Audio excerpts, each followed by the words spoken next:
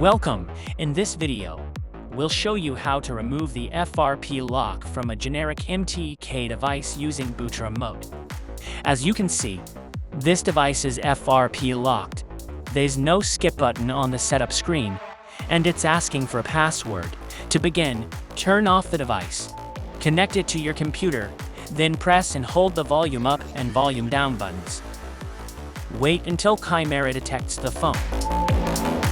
Once detected, Chimera will prompt you to select the device's brand. You can choose from the drop-down menu or type it manually. Click Select to confirm. If prompted to put the phone manually to boot remote, click on OK. Next, go to the Repair tab and select Remove FRP. Click Start Procedure. The software will ask for a series of confirmations. If you're sure you want to continue, click OK.